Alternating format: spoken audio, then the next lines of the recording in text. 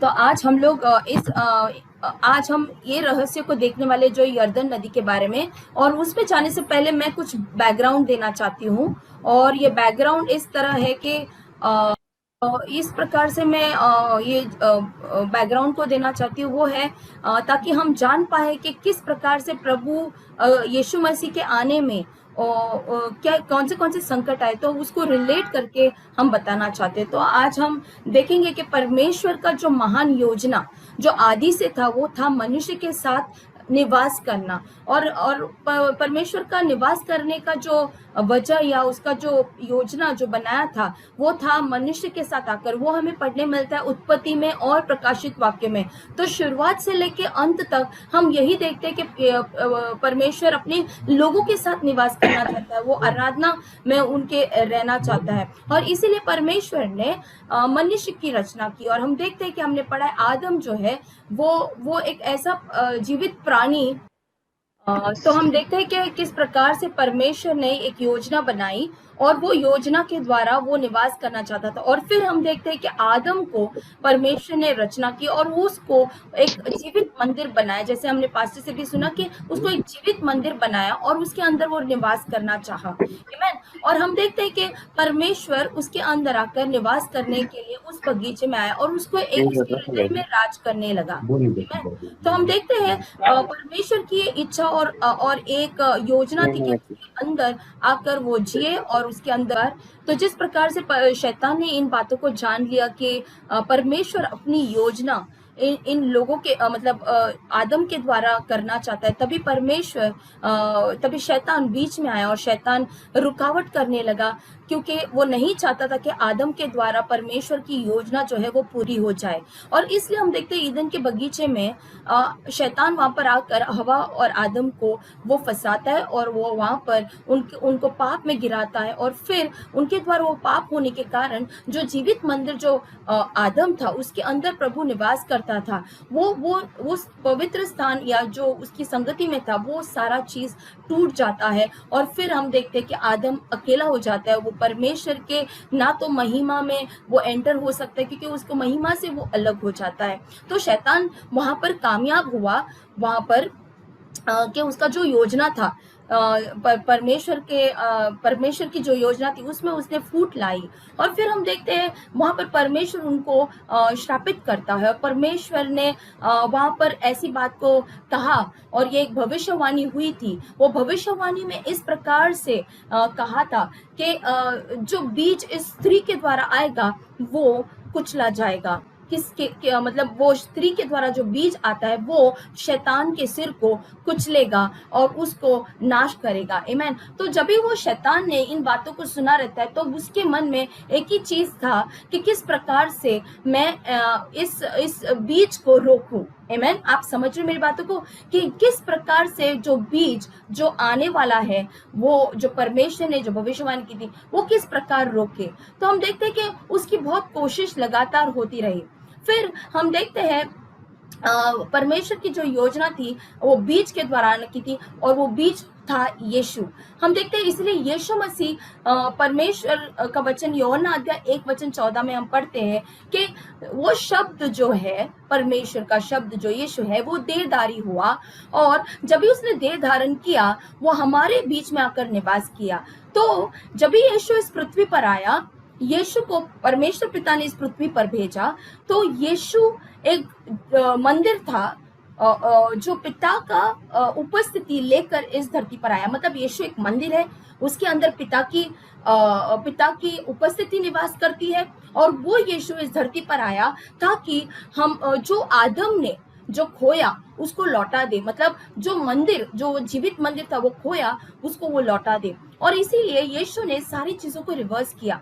वो एक मंदिर बना, परमेश्वर की उपस्थिति लेके। और जब भी यीशु मसीह अपने शिष्यों के साथ बात करते हैं, वो कहता है जैसे पिता और मैं एक है, वैसे मैं चाहता हूँ कि आप और मैं, हम पिता में रहे और पिता हम में रहे।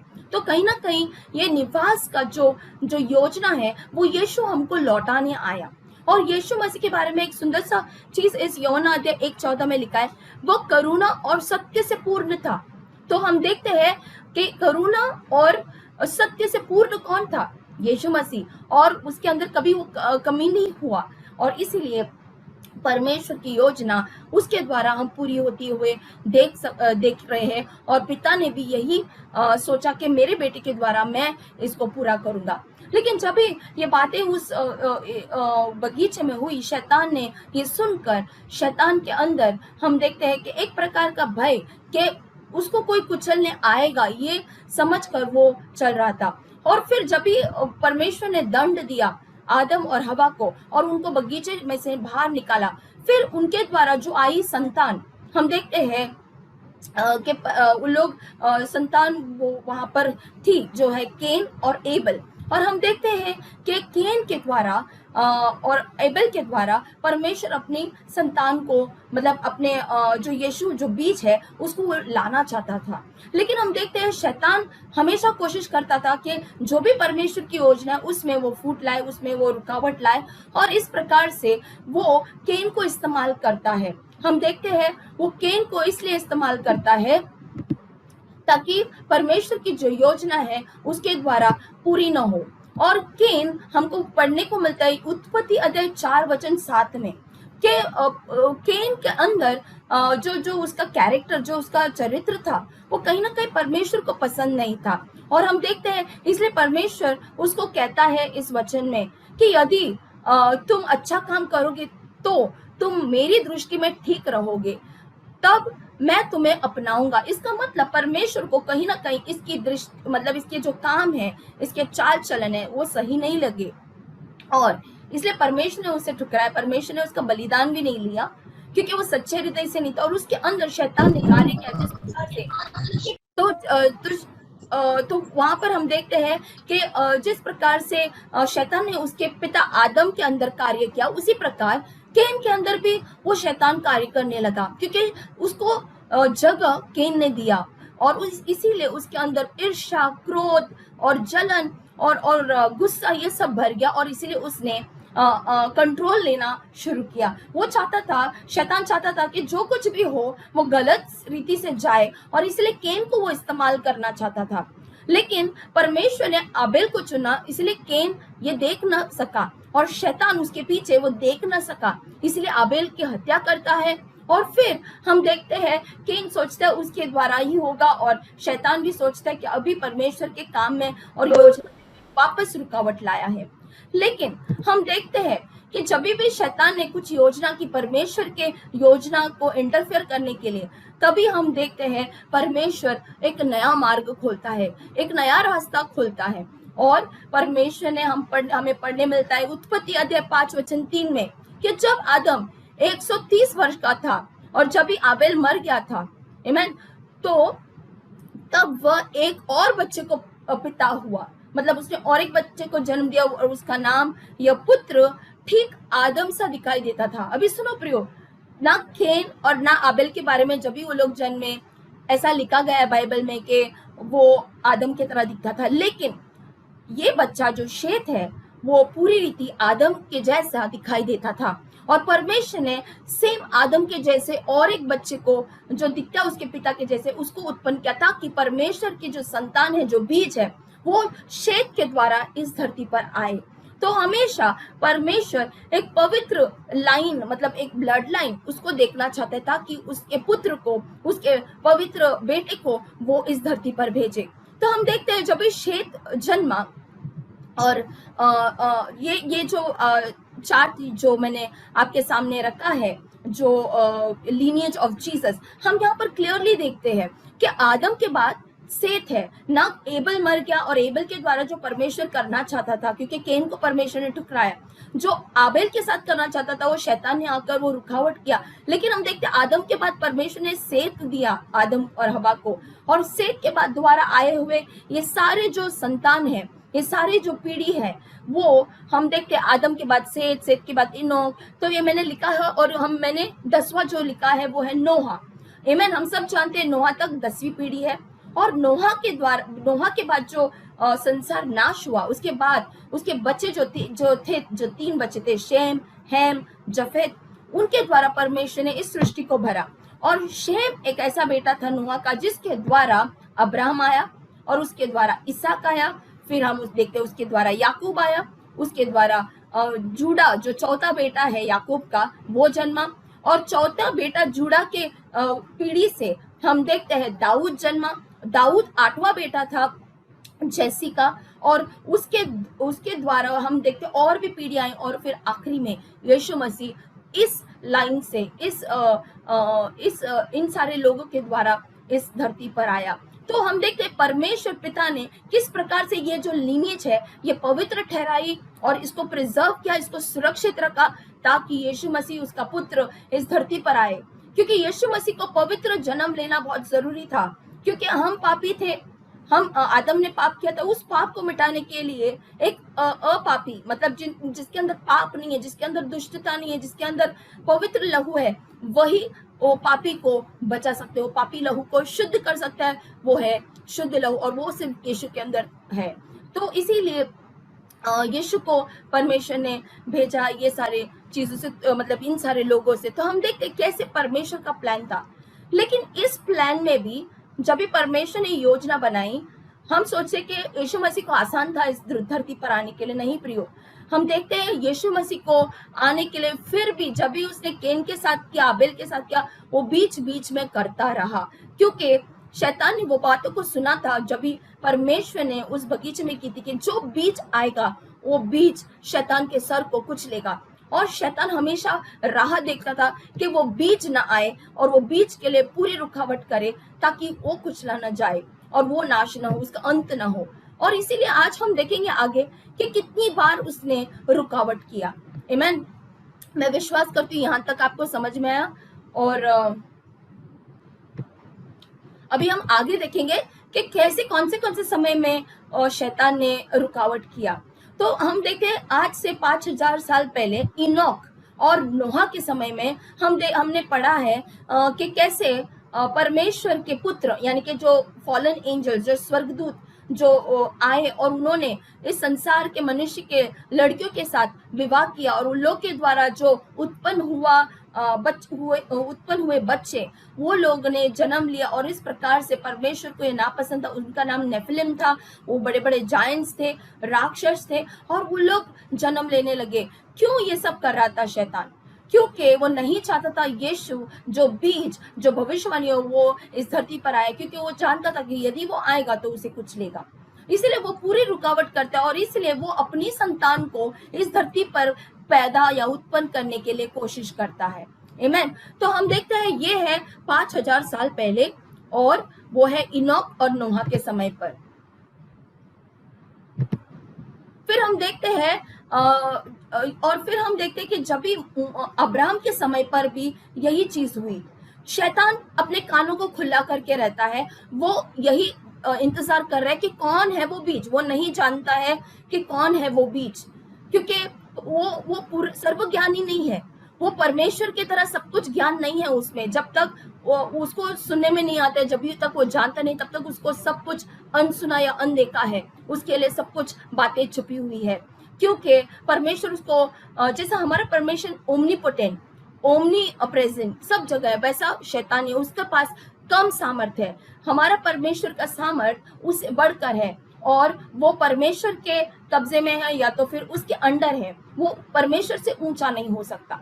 लेकिन यहाँ पर क्या होता है उत्पत्ति में, जैसे परमेश्वर का वादा अब्राहम से किया, अब परमेश्वर ने अब्राहम से कहा, मैं तुम्हें निश्चय ही आशीर्वाद दूंगा, मैं तुम्हें उतने वंशज दूंगा जितने आकाश में तारे हैं, ये इतने अधिक लोग होंगे जितने समुद्र के तट पर बालू के कण, और तुम्हारे लोग अपने सभी शत्रुओं को हराएंगे। जब भी ये वचन आता है प्रियो कि तुम्हारा वंश और तुम्हारे उससे उत्पन्न हुए लोग शत्रुओं को हराएंगे, वहां पर भी शैतान ने उन बातों को सुना। आमीन। और वहां पर उसे पता चलता है कि अभी वापस वो बीज आएगा। तो उसने पहले बार प्रयत्न किया, फिर अभी दूसरी बार भी प्रयत्न कर रहा है कि किस प्रकार से वो खत्म करे। तो हम देखते हैं परमेश्वर का आशीष अब्राहम को दिया, इसलिए उसको पता था, शैतान को पता था अभी अब्राहम के द्वारा जो आने वाला वंश है वो मेरा सर कुचलेगा। लेकिन उसको पता नहीं था वो कब आएगा, उसको पता नहीं था वो कब आएगा। आमीन। लेकिन क्या होता है, जब भी वो इस प्रकार से जब भी उसको जानने में आता है कि वो आएगा, लेकिन वो समय ही नहीं पता, तो वो बार बार इंतजार करता है। और फिर हम देखते हैं अब्राहम के द्वारा जो आया इसहाक और फिर जेकब, और बाद में हम देखते हैं मूसा। हम देखते हैं मूसा का जन्म हुआ 1500 साल पहले, मतलब यीशु के जन्म होने से पहले। हम देखते हैं जब भी मूसा जन्मा, मूसा को एक उद्धारक के रूप में, इज़राइल के उद्धारक के रूप में हम देखते हैं। और जब भी उसे पता चला कि एक ऐसा उद्धारक आने वाला है, तभी उसने मूसा के समय जो फिरौन के द्वारा सारे बच्चों को मरवाया, मतलब मार डाला। लेकिन हम देखते हैं क्या हुआ, जब भी उसने ये कोशिश की, वहां पर उसका जो प्लान है वो फेल हुआ। ये वो बीज नहीं था जो यीशु मसीह के बारे में था, लेकिन शैतान ने कोई भी ऐसा एक चांस नहीं दिया कोई भी बीज को आने के लिए जो उद्धारक के रूप में है, क्योंकि उसके मन में एक ही बात है कि वो आएगा और मेरे सर को कुचलेगा। और इसीलिए वो क्या करता है, मूसा के समय पर भी वो सोचता है कि मूसा भी एक क्या है, उद्धारक है, और वो फिरौन के मन में डालकर उसको खत्म करना चाहता है सारे बच्चों को। और वो सोचता है अभी सब कुछ खत्म हो गया, बच्चे मर गए, अभी वो कामयाब हो गया। लेकिन वो नहीं जानता है परमेश्वर की योजना बहुत अलग है, बहुत बहुत ऊंचे विचार है परमेश्वर के। और परमेश्वर ने उसी मूसा को फिरौन के घर में, मतलब शैतान के नाक के नीचे ही वहां पर वो पैदा हुआ, और शैतान नहीं जान पाया कि परमेश्वर क्या योजना कर रहा है। और परमेश्वर ने उस फिरौन की बेटी के हृदय को बदल दिया, और उसने वो बच्चे को अपनाया, अपने बेटे जैसे उसने उसको पालन किया और उसको उस महल में बढ़ाया। तो हम देखते परमेश्वर अपने लोगों को कैसे सुरक्षा करता है। फिर 1500 साल बाद वही बात हुई, क्योंकि ये भविष्यवाणी हुई थी यशाया में कि एक उद्धारक जन्मेगा और वो इस पृथ्वी को उद्धार लाएगा। आमीन। तभी जब यीशु मसीह जन्मा, तभी भी सेम बातें हुई। हेरोद जो राजा था, वो हेरोद राजा ने भी वही बात किया। उसने भी यीशु मसीह के समय पर बहुत सारे बच्चों को मार डाला, क्योंकि तभी वो जो लोग जो ज्ञानी थे, वो लोग आके सिर्फ इतना ही कहने लगे कि इस एक राजा जन्मा है। तभी वो शैतान ने सुन लिया, और शैतान ने वापस उस राजा के मन में यही बातों को डाला कि अभी सारे बच्चों को मारना। और वापस हम देखते हैं यीशु को मारने के लिए, तभी बहुत सारे बच्चों को मारने के लिए उसने आज्ञा दी, और वहां पर भी बहुत सारे बच्चे मर गए। लेकिन पर यीशु मसीह को कुछ हानि नहीं हुआ, क्योंकि परमेश्वर का हाथ उस बच्चे पर था, उसके बेटे पर था, और उसकी योजना वो इस धरती पर लाना चाहता था। और फिर हम देखते हैं यीशु मसीह बड़ा होता है, और यीशु मसीह मतलब वो जब भी बच्चा था, और बच्चे से लेकर हम पूरे बाइबल में उसके बारे में सुनते, जब भी वो 12 साल का था, वो जाकर वहां पर क्या करता है, वो सिखाता है। लेकिन उसके बाद हम यीशु मसीह के बारे में ज्यादा कुछ सुनते नहीं है, क्योंकि उसका समय नहीं आया था, और उसका समय नहीं आया था इसलिए परमेश्वर उसको सुरक्षित रखता है, क्योंकि यदि वो एक्सपोज होता था तो शैतान उसको खत्म करने की कोशिश करता था। आमीन। तो उसने बहुत से बार यीशु मसीह को वो बीज ना आए करके वो कोशिश करता था। लेकिन हम देखते हैं ये स्त्री के द्वारा जन्मा हुआ बच्चा उसके नजर से निकल जाता है, और वो शैतान सोचता है कि अभी फिर से मैंने वो बीज को खत्म किया, अभी वो नहीं है, और शैतान उस बातों को छोड़ देता है। आमीन। और फिर हम देखते हैं किस प्रकार से उसने यहाँ पर भी रुकावट लाई। हम पुराने नियम में हम एस्तर के टाइम पे देखते हैं, जब भी हामान ने यहूदियों को मारने की कोशिश की। हम देखते हैं यीशु मसीह जो है यहूदी के कम्युनिटी से, या यहूदियों के इसमें से आया था। आमीन। और हम देखते हैं शैतान नहीं चाहता था कि वो जात रहे, क्योंकि वो पहलौटे हैं परमेश्वर के, इसलिए वो चाहता था कि उनको सबको मार दे, ताकि वो बीच आए ही नहीं इस जात से, मतलब जो परमेश्वर का जो प्लान है इन लोगों से आने का, वो आए ही नहीं। और इसलिए हम देखते हैं हामान ने एक ऐसी योजना बनाई कि पूरे इज़राइल के लोगों को, यानी कि यहूदी लोगों को मारने की। वहां पर भी शैतान का कार्य फेल हो गया। और फिर हम देखते हैं कि सेम आत्मा जो हामान का स्पिरिट ऑपरेट होता है आज भी, 250 साल के बाद, 2500 साल के बाद जो है आज, हम देखते हैं ये हामान का स्पिरिट, हमास, हिजबुल्लाह, ISIS, इनके अंदर वही विचार वही उनका जो चीज है वो चल रहा है। जो हमान के अंदर था वो आज इनके अंदर है। और ये लोग भी आज, यदि आप न्यूज में पढ़ते हो या कोई भी युद्ध के बारे में बातें होती है, तो वो लोग सिर्फ इतना ही धमकी देते हैं कि कि वो लोग यही धमकी देते हैं कि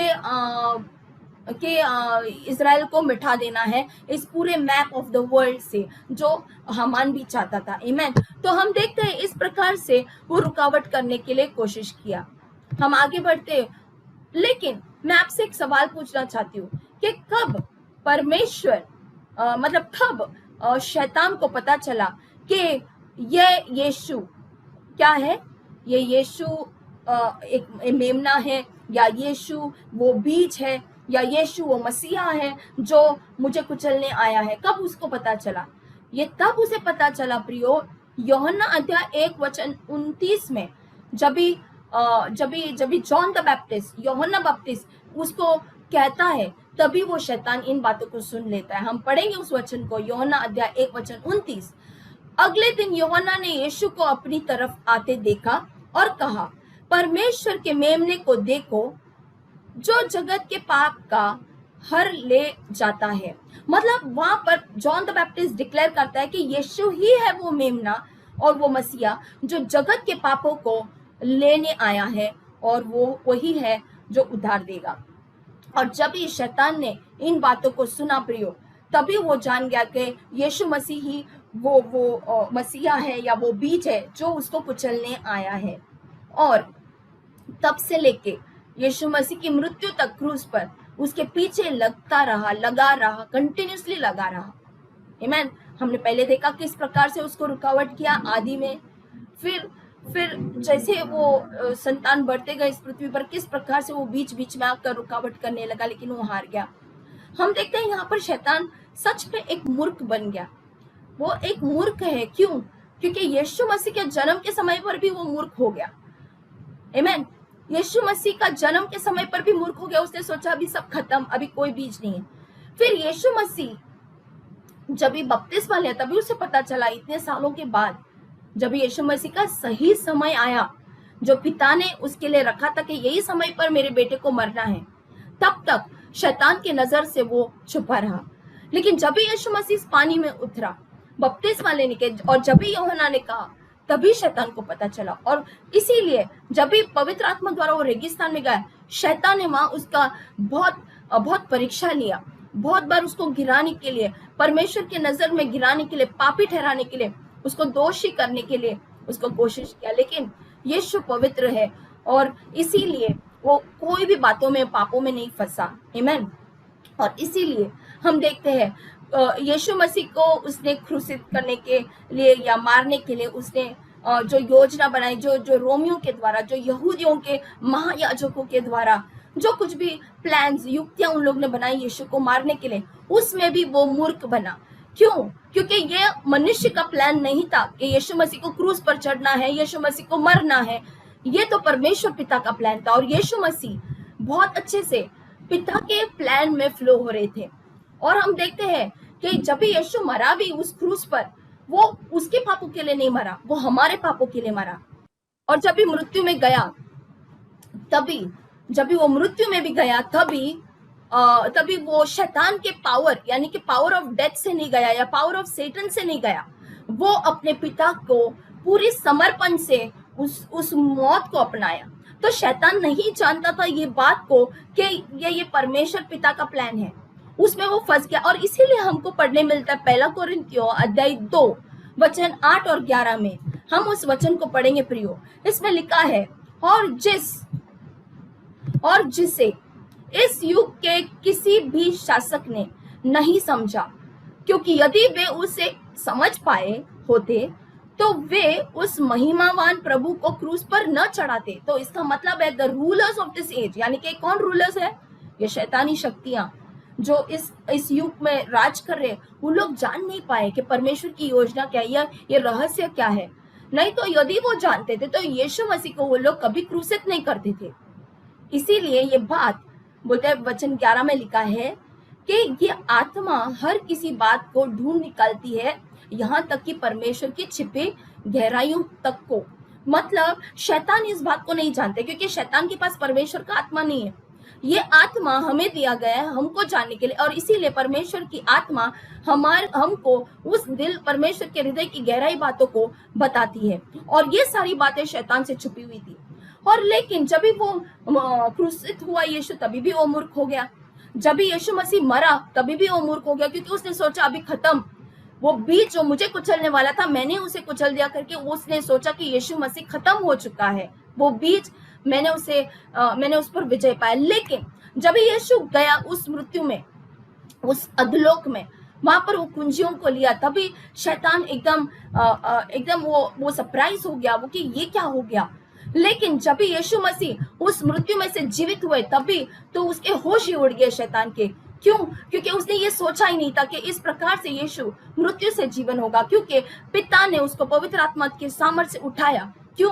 क्योंकि उसके अंदर ना तो पाप था, ना तो दोष था, और वो एक मेमना था, जो पवित्र मेमना, और वो हमारे पापों को उठाने के लिए आया था। और आज हम देखते हैं कि ये रहस्य को शैतान नहीं जानता है, लेकिन हमको प्रभु ने प्रकट किया है कि किस प्रकार से उसने शैतान को मूर्ख बनाया, और उसके जो योजना थे शैतान के, जो यीशु मसीह को इस धरती पर ना आने के, वो कैसे उसने मिटा दिए, और कैसे उसका प्लान फेल किया। शैतान आया था परमेश्वर की योजना को फूल करने के, लेकिन हम देखते हैं यीशु, परमेश्वर पिता ने शैतान के प्लान को फेल किया, और परमेश्वर का जो योजना था वो पूरी रीति से यीशु के अंदर हम देखते वो पूरी हुई। जो पिता की इच्छा थी यीशु द्वारा कार्य करने का, वो पूरी हुई।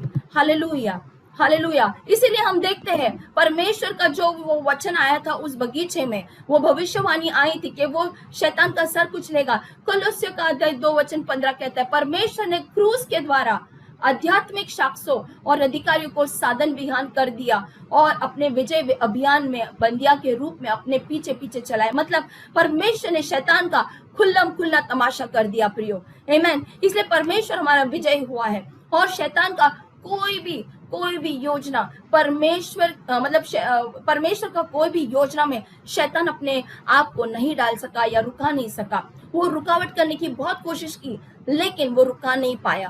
आमीन। मैं विश्वास करती हूँ कि आपको ये बातें समझ में आ रही है प्रियो। आज जिस प्रकार से यीशु मसीह आत्मा में था, जो पिता के पास था, और हमको छुड़ाने के लिए उसको देहधारी बनना पड़ा, उसको एक शरीर लेना पड़ा, और उसको आत्मा से शरीर में आने के लिए हम देखते कितना कुछ समस्या और कितना कुछ रुकावट शैतान लाया, लेकिन यीशु कभी हारा नहीं, पिता कभी उसके प्लान में हारा नहीं। आमीन। उसी प्रकार से प्रियो, आज हम जो यीशु मसीह की दुल्हन है, जो हम उसकी कलीसिया, जिसको यीशु मसीह ने अपने लहू से छुड़ाया है, और हमारे अंदर उसका लहू देखकर उसने हमको पवित्र किया है। आमीन। तो आज हमको भी प्रभु इस देह से हमको छुड़ाना चाहता है, ताकि हम उसने जो हमारे लिए जो योजना की है वो हम हासिल कर सके। हम देखते हैं 1 कोरिन्थियों अध्याय 15-50 में लिखा है कि मांस और लहू जो है परमेश्वर के राज्य के उत्तराधिकारी नहीं बन सकते, नहीं पा सकते, और ना तो कोई भी विनाश की चीज या जो नाश होने वाली चीज है वो अविनाश का उत्तराधिकारी नहीं हो सकता। इसलिए आज जो कलीसिया, जो उसकी दुल्हन, हम जो शरीर में है, परमेश्वर अभी हमें क्या करने वाला है, आत्मा में बदलने वाला है। मतलब जिस प्रकार यीशु आत्मा उस ग्लोरियस महिमा या तेजस्वी जो शरीर है उसमें वो हो गया है, वो ऐसे ही वो चाहता है कि हम भी बने। आमीन। तो इसीलिए वो हमको ऐसा करना चाहता है, लेकिन वो करने के समय पर भी हमें बहुत सारी रुकावटें आती है। वो क्यों करना चाहता है? क्योंकि रोमियो का अध्याय 8:23 में लिखा गया है कि उसके द्वारा पूरी तरह अपनाए जाने का इंतजार है कि हमारी देह मुक्ति हो जाए।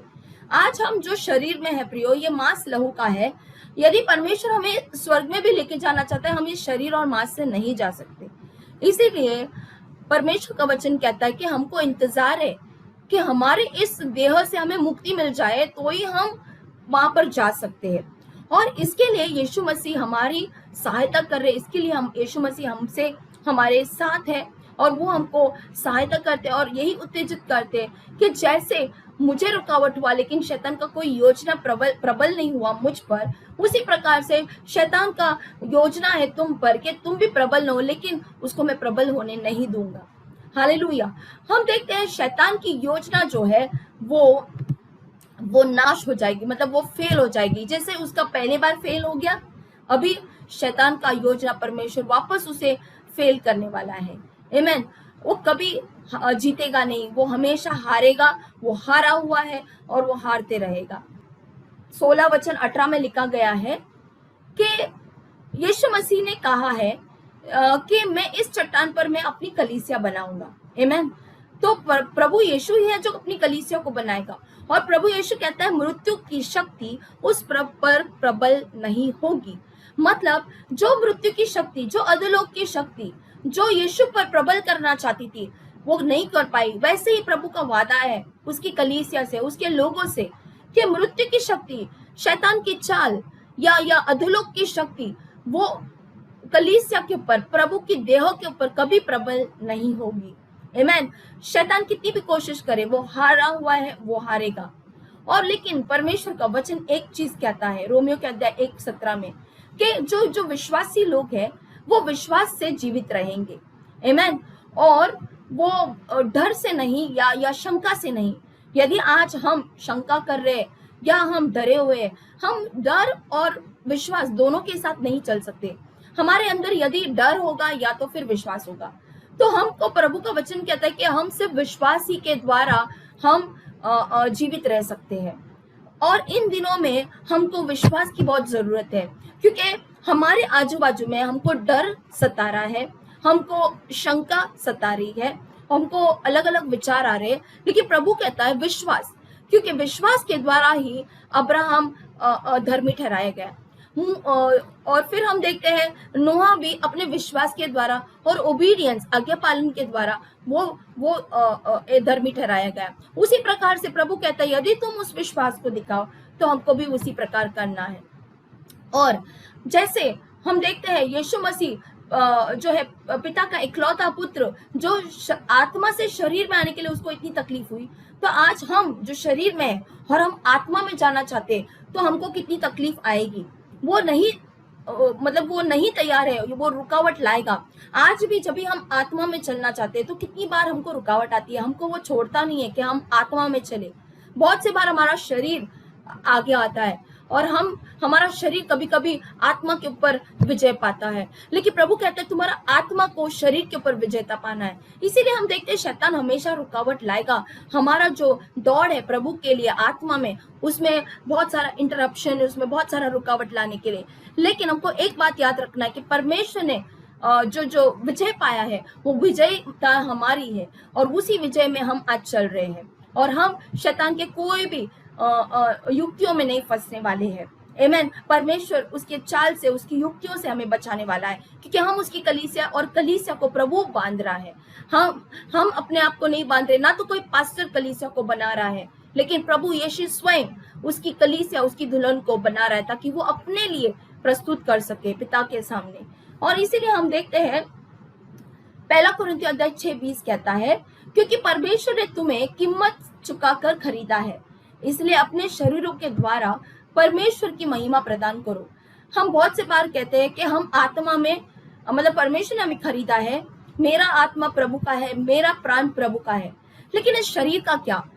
ये शरीर तो नाश होगा, ये शरीर तो मिट्टी का है, मिट्टी में जाएगा। लेकिन प्रभु क्या कहता है? प्रभु साफ रीति से कहता है उसके वचनों में, इसलिए अपने शरीरों के द्वारा परमेश्वर की महिमा प्रदान करो। सुनो प्रिय, यहाँ पर जो कोई भी अपने शरीर को ज्यादा महत्व नहीं देता, वो लोग कहते हैं कि शरीर को प्रभु नहीं देखता, आत्मा को देखता है या प्राण को देखता है। प्रभु यहाँ पर साफ साफ उसके वचनों में लिखता है कि हम जो उसकी कलीसिया है, जो उसके पवित्र लोग हैं, हमको परमेश्वर को महिमा प्रदान करना है अपने शरीरों के द्वारा।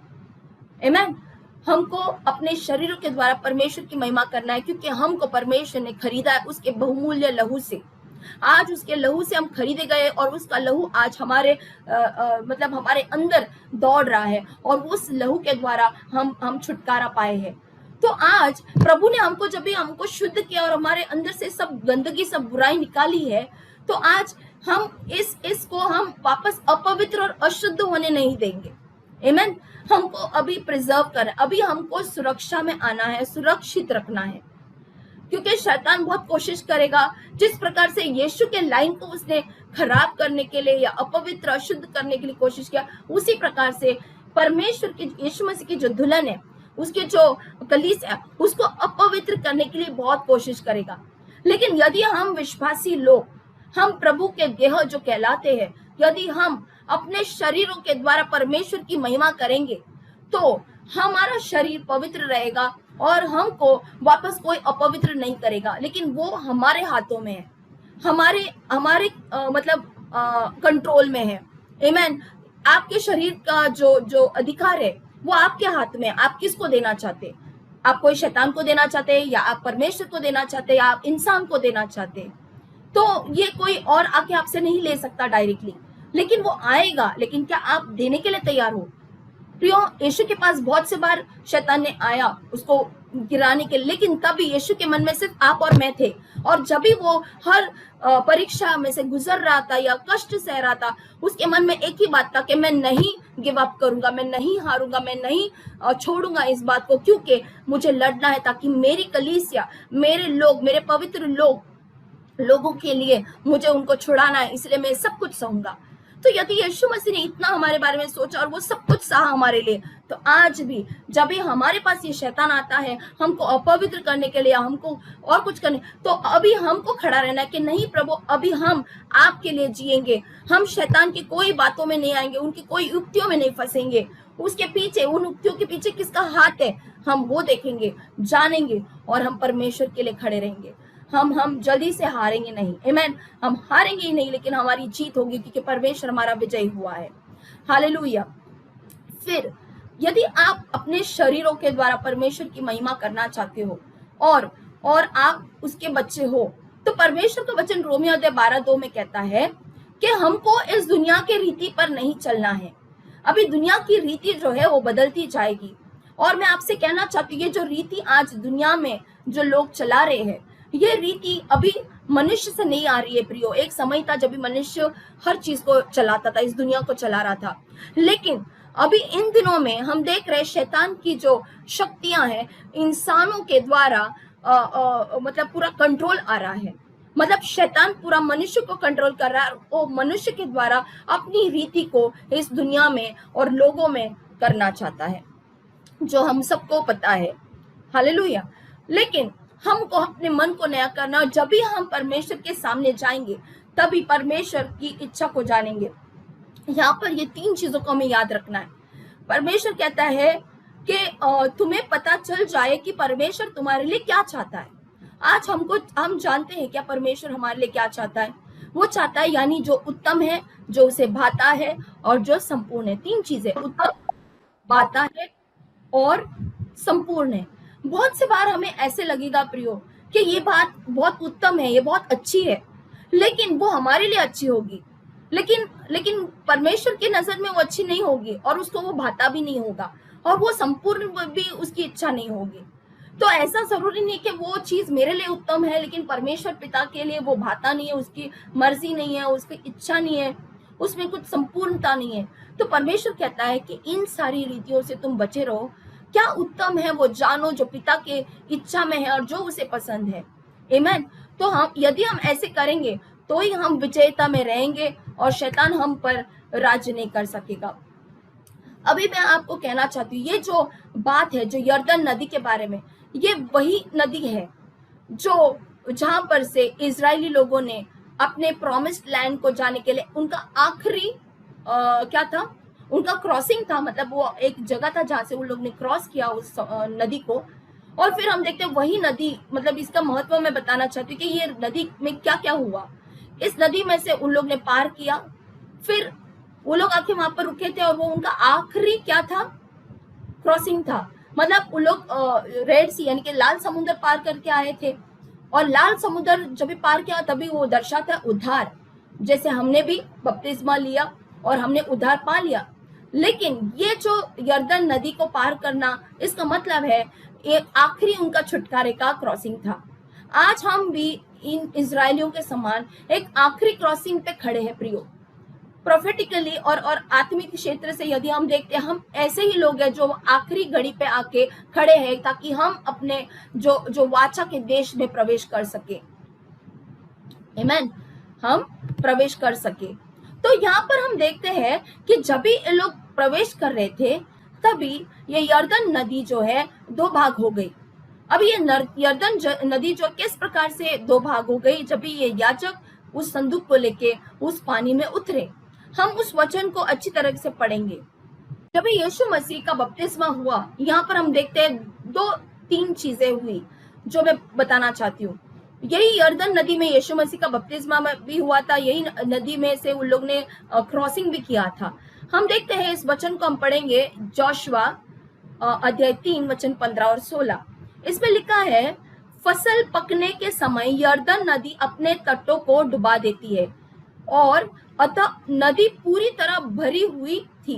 तो हम देखते हैं ये जो नदी है, जब भी ये जोशुआ के टाइम पे लोग क्रॉस कर रहे थे, पूरी भरी हुई थी और पानी बह रहा था।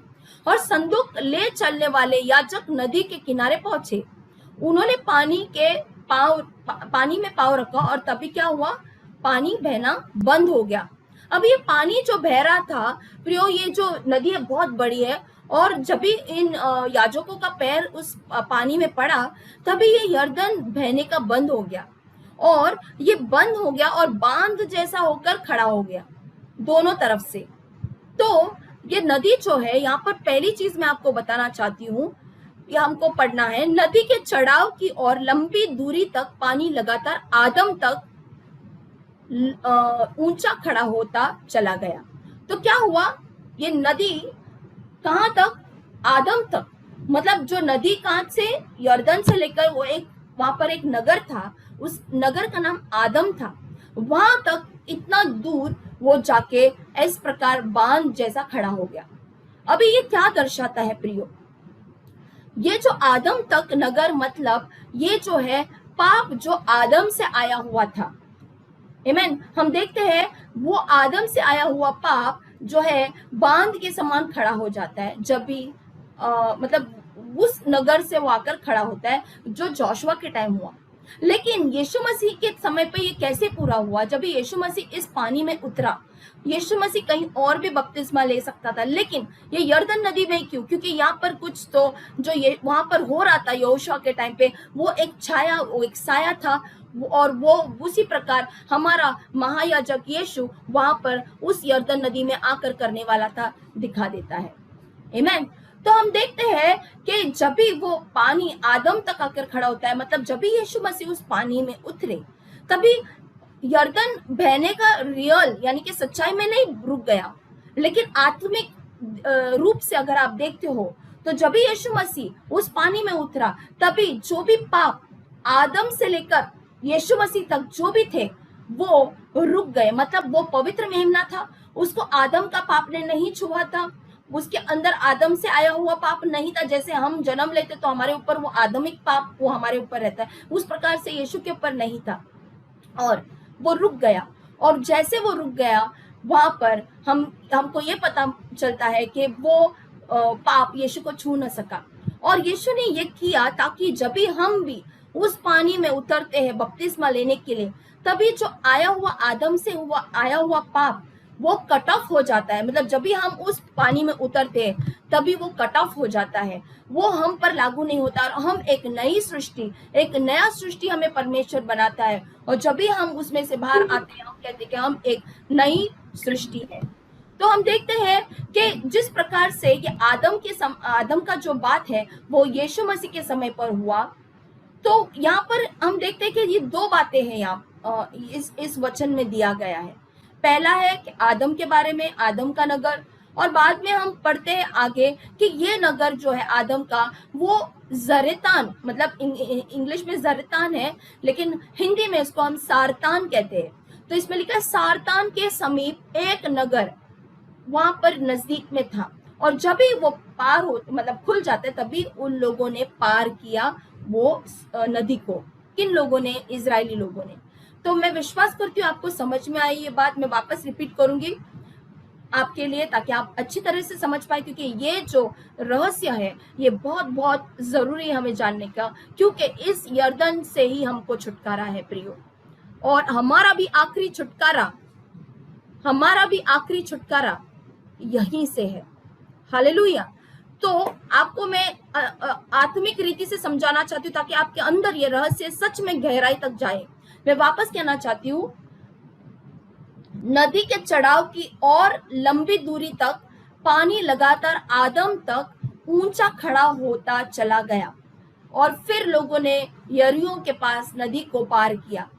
तो यहाँ पर से हम देखते हैं कि जब भी यीशु मसीह इस पानी में उतरा, तभी यर्दन जो पानी अलग नहीं हुआ, लेकिन आत्मिक रूप से जो आदम से आया हुआ पाप, आदम नगर मतलब क्या, आदम से आया हुआ पाप यीशु तक नहीं आया, वो वहीं पर रुक गया, उसको वो पाप छू न सका। और इसीलिए आज यीशु मसीह एक बिन पाप या बिन कोई दोष के है, वो पवित्र मेमना। इसलिए जब ये बातें हुई, ये आत्मिक रूप में हुई, और यूहन्ना बपतिस्थ ये पहचान सका, और इसलिए वो कहता है यही है वो मेमना जो जगत के छुटकारा के लिए आया है। आप समझ रहे हो मेरी बातों को? और यही बात नहीं, यीशु ने सिर्फ इतना करके खत्म नहीं किया। यीशु ने जब ये बातें की हमारे लिए भी, जब भी हम उस बपतिस्मा में उतरते हैं और जब भी हम पानी के अंदर जाते हैं, तो जब भी हम बपतिस्मा पाकर हम नया सृष्टि बनते हैं, आदम से आया हुआ पाप हम पर था, वो यीशु, और इसकी वजह से क्रोध पिता का हम पर था, वो निकल जाता है और हमको उस पाप से कट ऑफ करता है। इसलिए इज़िकियल में वो वचन है जिसमें लिखा है कि वो जो मतलब बच्चे का जो ये रहता है, जो अम्बिलिकल कॉर्ड हम देखते हैं, वो काट दिया जाता है वो बच्चे को माँ से सेपरेट करने के लिए, जो नाभि रहती है जो बच्चे की, और वो माँ से कनेक्टेड रहती है। तो परमेश्वर कहता है उस प्रकार से जो नाभि आत्मिक रीति से जो आदम से हमको अटैच थी, उस नाभि को कट ऑफ किया और हमको छुटकारा लाया। और इसीलिए आज हम पर वो आदम का श्राप या आदम का जो भी चीज है वो हम पर नहीं, क्योंकि यीशु ने वो कट ऑफ करके हमको उसके लहू से धोकर उसको हमको पवित्र बनाकर उसने हमें परमेश्वर के सामने लाया है, योग्य बनाया है। हालेलुया। मैं विश्वास करती हूँ कि आपको ये समझ में आया। अभी हम आगे बढ़ते, इसका इतना ही नहीं है प्रियो, आगे हम देखेंगे जब यीशु मसीह बपतिस्मा लेकर बाहर आता है उस पानी में से, वहां पर हम देखते हैं एक चीज होती है, हम पढ़ेंगे वो मत्ती अध्याय 3:16 में लिखा है, और तब यीशु ने बपतिस्मा ले लिया, जैसे ही वह जल से बाहर निकला, आकाश खुल गया और उसने परमेश्वर की आत्मा को एक कबूतर की तरह नीचे उतरते और अपने ऊपर आते देखा। आमीन। तो क्या हुआ, जब भी यीशु मसीह पानी में से बाहर निकला तभी आकाश खुल गया। तो हम आकाश खुलने के बारे में देखे, लेकिन नदी का जो पानी सेपरेट होने का नहीं देखा, वो आत्मिक रीति से हुआ। ये शारीरिक रूप में यहाँ पर उसको परमेश्वर यीशु मसीह को दिखने में आया कि स्वर्ग खुल गया, आकाश खुल गया और परमेश्वर की आत्मा कबूतर की तरह नीचे आई और अपने ऊपर आते हुए उसने देखा। आमीन। अभी मैं आपको कहना चाहती हूँ, जो रैप्चर का दिन होगा प्रियो, जो हम देखते हैं, जो जोशुआ के समय में वो महायाजक मतलब याजक और संदूक, ये दोनों चीज लेकर उस जॉर्डन नदी से उन लोग गुजर रहे थे, तभी उनके पैर टच होने के बाद वो नदी सेपरेट हो गया। आज आपका सवाल रहेगा बहुत लोगों का, क्यों यीशु मसीह इस बादलों पर आना जरूरी है? क्या यीशु मसीह हमको डायरेक्ट स्वर्ग में नहीं लेके जा सकता? क्या यीशु मसीह हमको जैसे तुरी बजेगी, क्या हम डायरेक्ट स्वर्ग में क्यों नहीं जा सकते? क्यों यीशु मसीह को आधे रास्ते पर मतलब उस बादलों पर आना है? क्योंकि आत्मिक रूप से यर्दन नदी जो है वो क्लाउड्स को दर्शाती है, वो बादल को दर्शाती है। क्यों, कैसे? क्योंकि जो योशुआ के टाइम पे हुआ, वो बपतिस्मा के टाइम पे हुआ, वो अलग बात है, वो आत्मिक रीति से हुआ। लेकिन पहला आता है आत्मिक, फिर आता है शरीर। तो हम देखते हैं शरीर से क्या हुआ। शरीर से उस दिन ऐसा होगा जब भी वो रैप्चर का दिन आएगा प्रियो, जब भी वो रैप्चर का दिन आएगा, हमारा यीशु मसीह जो है महायाजक, अभी उस जगह पर जहां पर वो लोग क्रॉस कर रहे थे, कहां पर क्रॉस कर रहे थे? वो नदी, यॉर्दन नदी क्रॉस कर रहे थे, तभी कौन कौन आगे गए? संदूक लेकर याजक लोग आगे गए।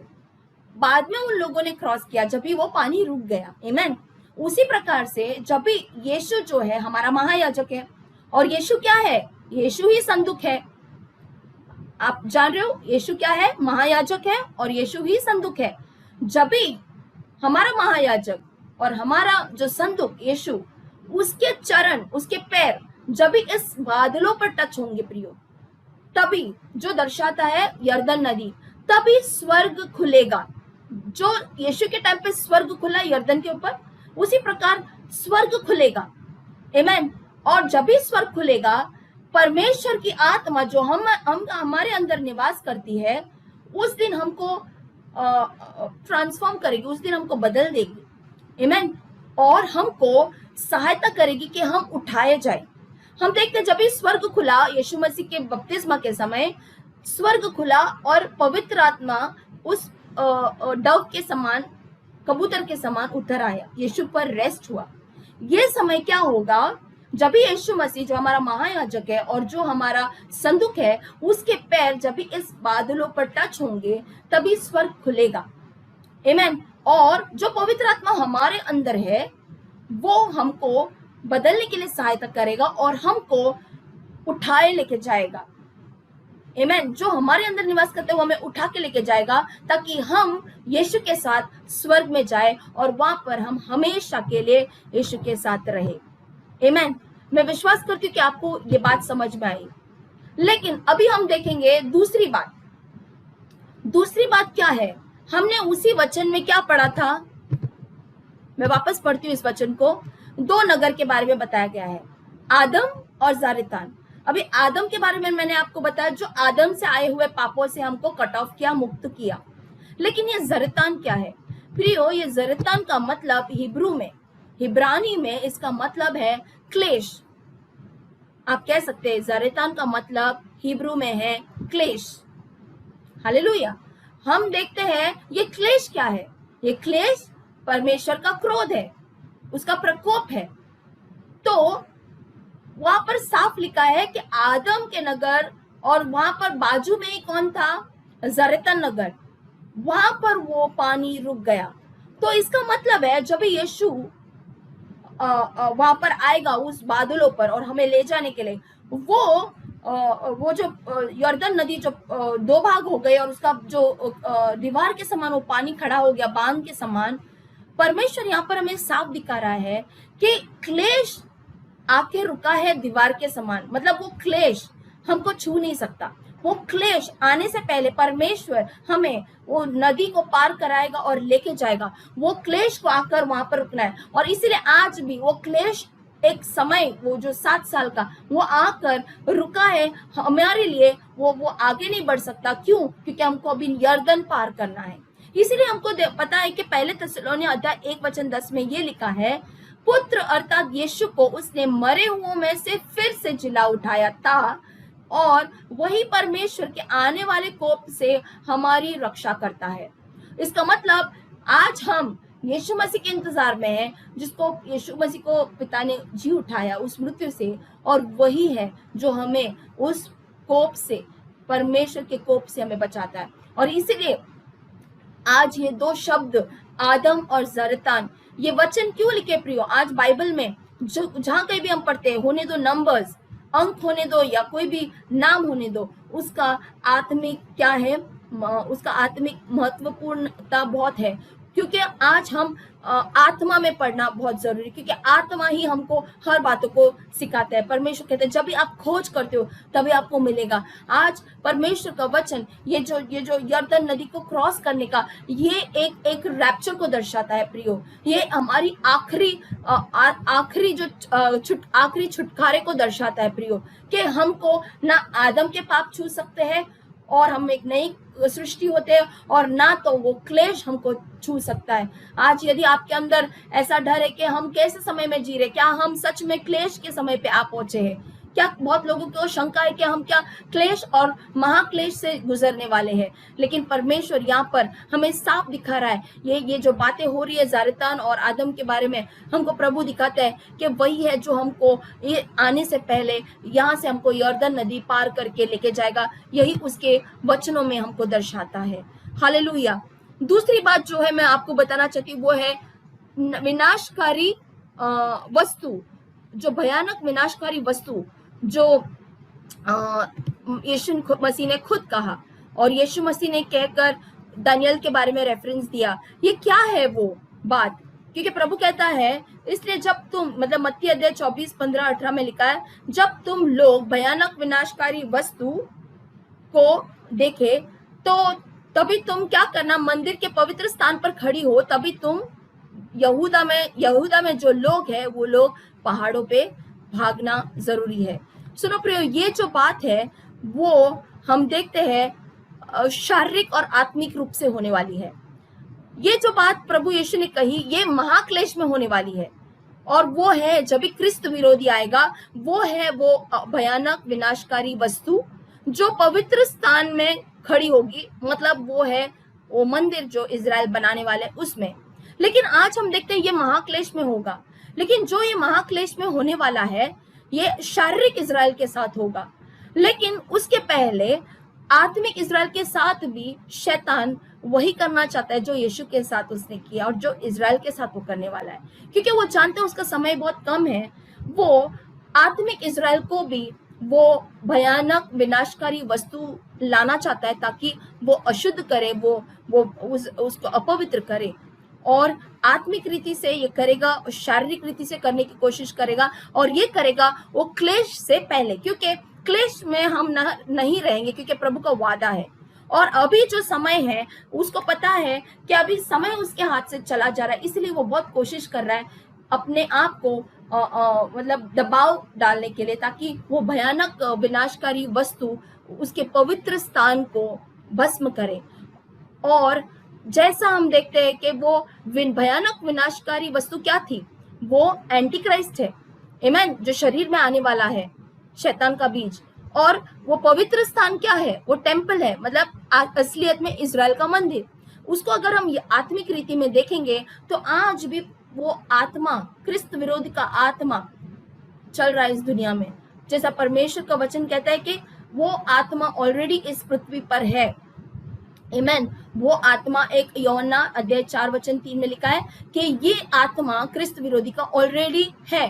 तो इसका मतलब आज आप कहां पर देख रहे हो? हम बहुत सी बार देखे कि फॉल्स प्रॉफिट, फॉल्स डॉक्ट्रिन, ऐसा वैसा, लेकिन आज की तारीख में हम देख रहे ये जो एंटी क्राइस्ट का स्पिरिट, ये क्रिस्त विरोधी का आत्मा गवर्नमेंट में दिख रहा है हमें।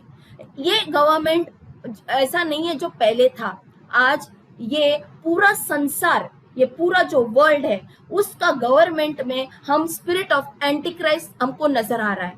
क्या आपको भी आ रहा है? परमेश्वर दिखा रहा है कि spirit of anti Christ in government आएगा ताकि वो उसके पवित्र जगह, परमेश्वर की पवित्र जगह क्या है? परमेश्वर की पवित्र जगह उसकी कलीसिया है, परमेश्वर की पवित्र जगह उसकी देह है, उसका जीवित मंदिर। परमेश्वर कहता है कि तुम मेरे जीवित मंदिर हो। आज ये जीवित मंदिर में वो स्पिरिट ऑफ एंटी क्राइस्ट राज करना चाहता है, वहां पर आके उसे भस्म करना चाहता है, वो विनाशकारी वस्तु को लेके आना चाहता है, ताकि परमेश्वर का जो पवित्र स्थान है, मतलब कलीसिया, उसका पवित्र जगह है, पवित्र मंदिर है, उसको वो नाश करना चाहता है। और इसीलिए वो गवर्नमेंट के थ्रू करना कोशिश करेगा, लेकिन परमेश्वर उसको कामयाब होने नहीं देगा। क्यों? क्योंकि परमेश्वर का वादा है, उसका वादा है, जैसे हमने पहले भी पढ़ा, यीशु कहता है कि मैं मेरी कलीसिया बनाऊंगा और कोई भी अधोलोक के जो फाटक है या हेल्स गेट्स वो कभी प्रबल नहीं कर पाएंगे, या शैतान की कोई भी युक्तियां प्रबल नहीं होगी। आज शैतान बहुत युक्तियां बना रहा है इस पृथ्वी पर, लेकिन वो कभी कामयाब नहीं होगी प्रियो। हम देख रहे हैं परमेश्वर का वचन, जैसा यीशु ने कहा इजरायली लोगों को कि जब भी तुम उस विनाशकारी वस्तु को वहां पर देखो उस मंदिर में, तभी तुम क्या करो, तुम लोग मतलब दौड़ो। कहां पर दौड़ो? उस पहाड़ पर जहां पर तुमको मैं संभालूंगा, मतलब तभी लोगों को भागने के लिए कहा है।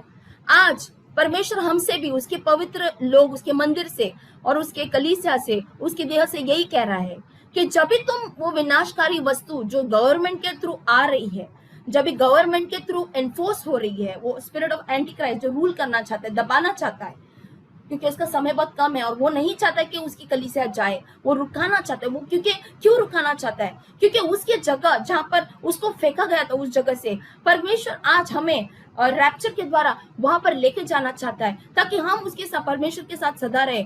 वो जलन करता है, वो ईर्ष्या में है, वो नहीं चाहता कि हम वहां पर रहे, इसीलिए वो हमारे शरीर, प्राण और आत्मा को वो विनाशकारी वस्तु से वो अपवित्र करना चाहता है। लेकिन परमेश्वर कहता है तुमको तभी दौड़ना है। उसमें लिखा है यहूदा में जो रहने वाले लोग, उस पहाड़ के पास दौड़ो।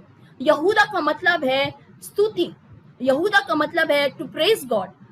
और आज यहूदा से ही हमारा यीशु राजा आया था, जो lion of the tribe of Judah, वहां से आया था। तो परमेश्वर का वचन है कि यहूदा के लोगों, आज हम भी एक आत्मा में यहूदा के लोग हैं, क्योंकि यीशु मसीह हमारा यहूदा का सिंह है। और परमेश्वर कहते हैं कि तभी तुम दौड़ो, दौड़ो ताकि तुम बच सको। आज हम कहाँ दौड़ेंगे? हम इस पहाड़ पे तो नहीं दौड़ सकते, यहाँ पर लॉकडाउन है, आमेन। हम कहीं भी बाहर नहीं निकल सकते या दौड़ नहीं सकते। लेकिन आज हमारा पहाड़, हमारा जो पवित्र पहाड़ सिर्फ वही है जो स्वर्ग में है, जिसको हम माउंट जायन कहते हैं, जिसको हम माउंट सियोन कहते हैं, पर्वत सियोन। हमको वहां पर दौड़ना है। और कैसे दौड़ सकते हैं?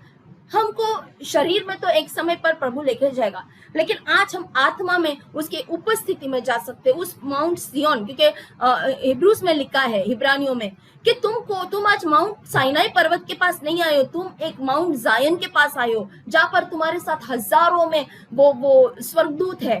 तुम्हारा नाम उस कलीसिया में लिखा गया है जो पैलोटे की कलीसिया है। तो आज हमारे पास वो माउंट जायन है, जहां पर हम दौड़ सकते हैं और प्रभु से हम सहायता मांग सकते हैं और सुरक्षा मांग सकते हैं। और इसीलिए परमेश्वर आज हम सबको कह रहा है कि हमको वहां पर दौड़ना है जहां पर प्रभु हमें बुला रहा है, और तो ही हम सुरक्षित रहेंगे। शैतान की बहुत युक्तियां होगी, लेकिन हमको उसमें से प्रभु ही बचाएगा, उसका कोई कार्य प्रबल नहीं होगा। और मैं आपको एक वचन के द्वारा उत्साहित करना चाहती हूँ, जो है इब्रानी अध्याय 10 और वचन 23। इसमें लिखा है कि अपने आओ, जिस आशा को हमने अंगीकार किया है, हम अडिग भाव से उस पर डटे रहें, क्योंकि जिसने हमें वचन दिया है वह विश्वास पूर्ण है। सुनो प्रियो, आज हमारे लिए जो प्रभु ने आशा दिया, या तो उस आशा को हम अंगीकार करते हैं, उसमें हमको अटल रहना है, हमको उस पे डटे रहना है और हमको हिलना नहीं है। क्योंकि ये वादा कोई साधारण व्यक्ति ने नहीं दिया है।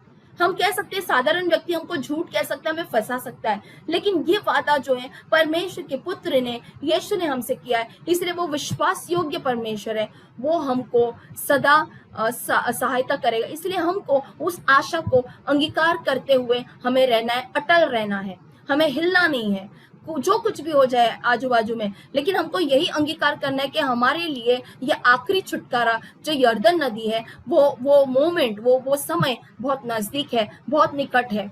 और कुछ क्लेश या कुछ दबाव या शैतान का कुछ भी आने से पहले परमेश्वर उस यर्दन नदी को वो खोलेगा, ताकि हमारा आखिरी छुटकारा, जो आखिरी क्रॉसिंग है हमारे वाचा के देश में जाने के लिए, वो हमारे खुलेगा। और वचन 25 उसी में कहता है, बल्कि हमें तो एक दूसरे को उत्साहित करना चाहिए, और जैसा कि तुम देख ही रहे हो कि वह दिन निकट आ रहा है।